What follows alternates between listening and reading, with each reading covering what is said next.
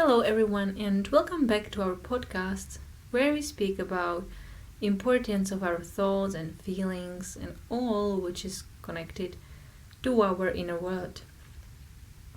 And today I would like to devote this podcast again to some of the religious topics because religions are the kind of philosophies that try to describe the most what is going on when it comes to our inner world and where we should direct our thoughts and feelings and how shall we manage all of this together. And different religions, of course, describe this job and this path differently, which is completely normal. And I would say even every individual can have, or certainly has, his or her own opinion what's right, what's good, what works for him or what works for her, and so on. And if we want or not, Jesus was a very important person. I don't want to speak today very much about Catholic religion. It's not that much important to me, to be honest. But he is kind of important person. I would say one of the most important that has ever lived or walked this planet Earth. And I really love his philosophy and all what he achieved. Even though I would say that many things have vanished, disappeared, and are no more included in Bible, or are included in some kind of strange ways. But whatever. Today I would like to focus on one certain situation when he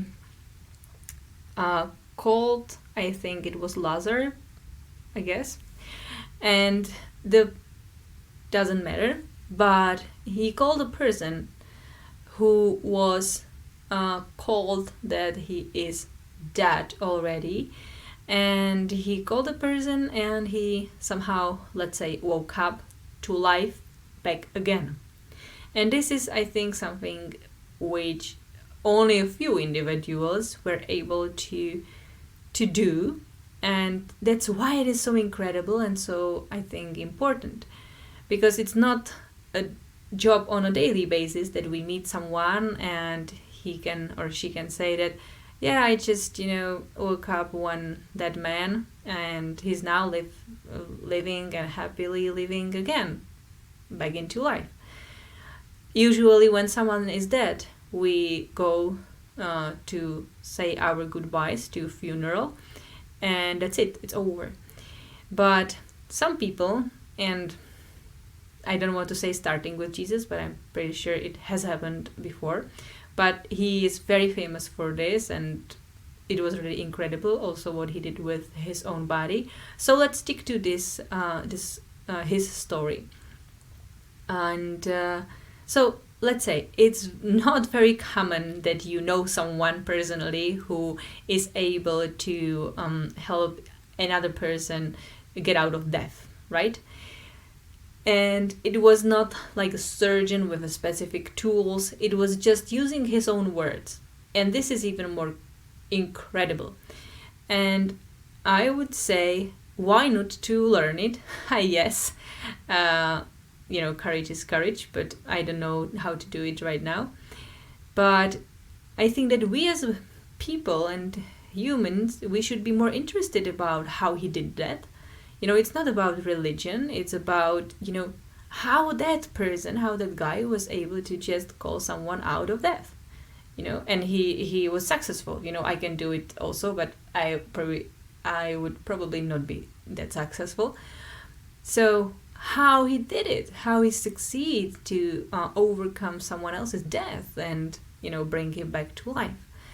And for now and for today, I can only come with this kind of explanation. And it is that he was thinking in a different way in a different dimensions that we are thinking today, or some people before us.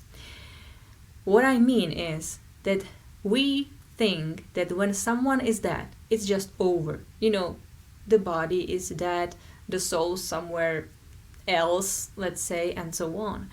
But for him, with his philosophy, it was perhaps, or with his knowledge, I would say, it's not, he didn't have just a knowledge, but just a philosophy.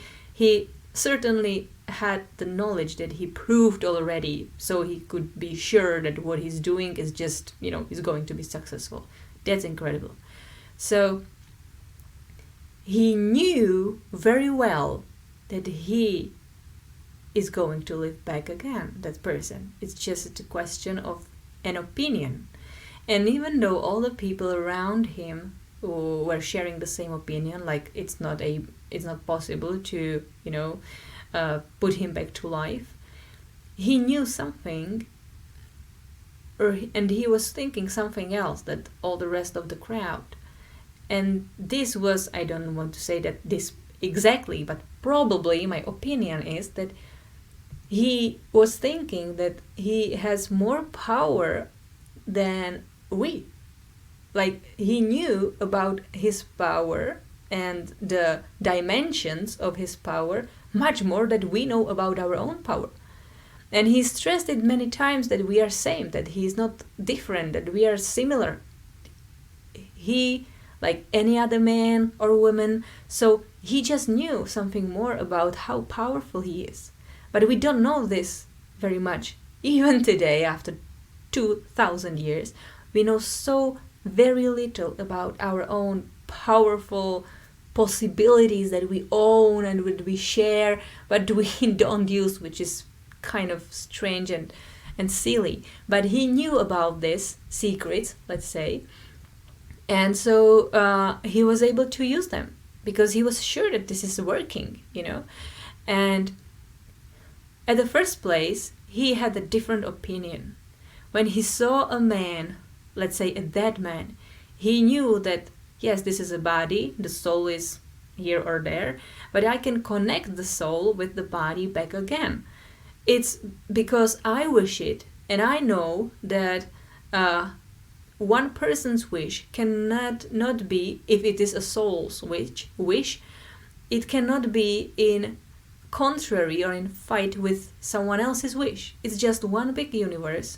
We ultimately share one big soul, so we are one big God, only in, divided into different entities, but in the end we are one. So if I say to another part of me to wake up or to come back to life in this physical body, it should not be a problem, because I am just calling my part to be here at this planet for some time back again, and then it can go wherever it wants. But I am just calling my own self. It's not just I am calling someone else's soul or body. It's just part of me. It's just like calling myself, my hand, to rise up. It's easy to raise your left hand or right hand. So why not it to be easy to rise up a different body, a different man, when you know that we are one.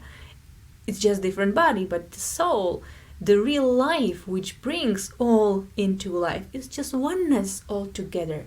So perhaps he knew more than these words can describe, and that's why he performed what he performed.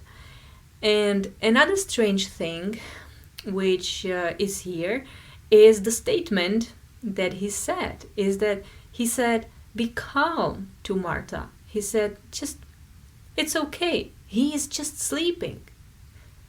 Why didn't he say, he's dead, I'm going to turn him back into life, or to call him back into life? Why didn't he say what was very clear to everyone else, that he is dead? Why did he say he is just sleeping? Because sleeping from being dead is quite a big difference, isn't it? And here it comes, perhaps I say, the explanation, because we already discussed it in some of our podcasts before, that what you say is true. It's come back to reality. And when you describe something, it's like calling this into reality. So if he wanted the person Lazarus to be alive, why would he call him a dead man?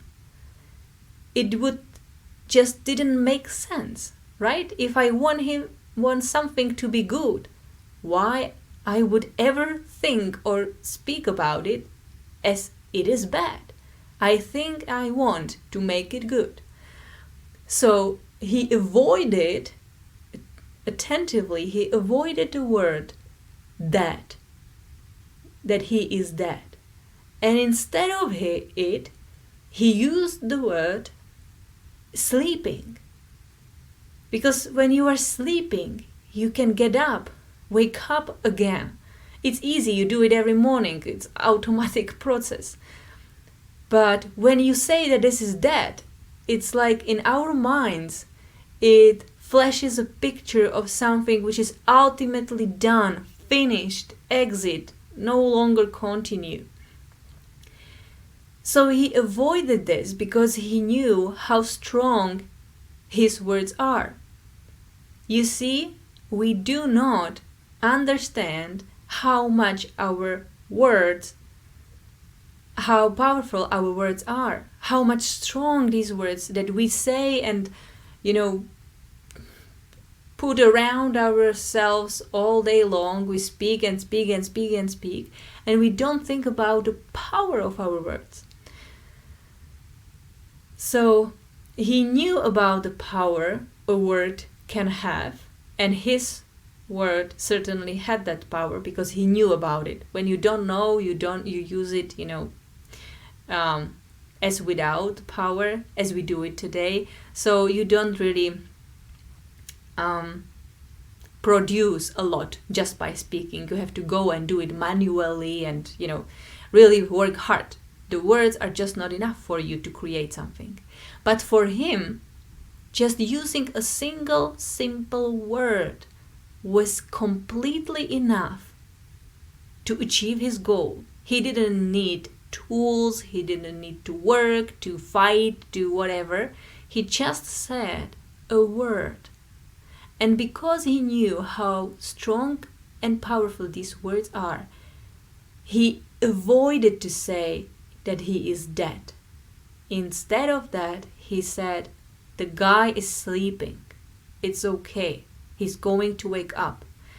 And not only these words were there, but it was supported by his own opinion.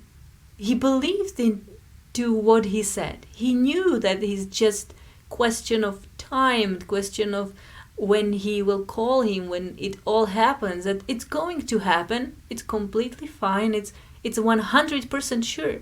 There was no doubt in his mind, and that's why he was able to do it and to achieve it. But if we look at our own worlds and businesses and what we say, we are so very much full of doubts, full of failure, or we are full of the fear from failure, that our words cannot function properly. You cannot use your energy when you don't believe in what you say, when you don't know about how powerful your words are, when you are full of fear or doubt. Then of course what you create is very small. It takes a lot of time, a lot of effort, a lot of physical work, and so on, because it just has a very little power. But if we come back to this story, we can learn from Jesus himself that he was acting in a completely different way that we are doing now. He used proper words. He knew what he's saying. He believed 100% to what he's saying. And it was enough to use the creative power. no doubts, no fear, just perfection, the manifestation of perfection.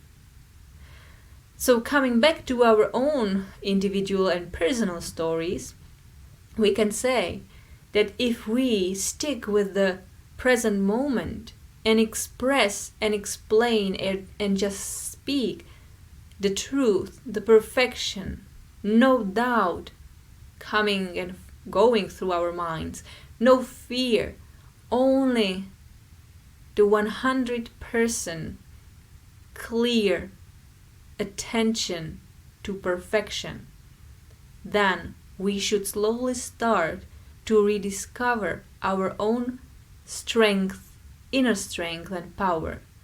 And I am pretty sure that in the end of the day, it is a question of time until we gather back the knowledge about our own power, and one day we're going to be able to perform and to do exactly the same and even more what Jesus did. Because if you remember, he said this, that you are able to do even more than I do. Yes, of course, if we connect with our own inner power, as he did, we are probably going to do the same kind of great and perfect stuff that he did. And if something else even bigger comes to our mind, why not to do even that? Because we can, all right? So this is a very powerful and very nice story that can, teach us about several things, what to do and what to avoid in our daily life. Use the right words, use the words that you believe in, and describe the situation such as you want and want to see it and want to have it, instead of blaming something, having doubts or fear of failure to come into your way and delay the progress of your thought and of your dreams. So I hope it was helpful. I know it was a lot of information, so don't worry. You can, listen to it again and again and always take something small from this and just enjoy, and I hope it was helpful. Use it. Have a great day. Have a great rest of your time and time of today, and see you next time. Thank you.